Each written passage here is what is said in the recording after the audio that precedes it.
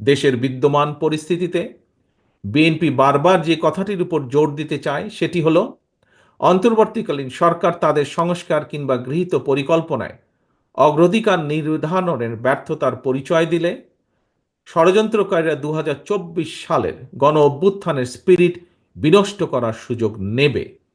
এরই মধ্যে তারা একাধিকবার দেশে অস্থিতিশীল পরিবেশ তৈরির অপচেষ্টা চালিয়েছে।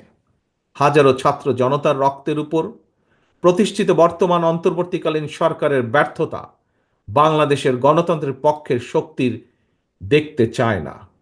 এ কারণেই জনগণের পক্ষের রাজনৈতিক দল হিসেবে বিএনপি অন্তর্বর্তীকালীন সরকারের প্রতি সমর্থন অব্যাহত রেখেছে। প্রিয় দেশবাসী, রাষ্ট্র এবং সরকারের বিদ্যমান বিধি ব্যবস্থা নিয়ে তরুণদের মনে অনেক প্রশ্ন রয়েছে এবং আমরা মনে করি এই প্রশ্নগুলো থাকাটাই স্বাভাবিক।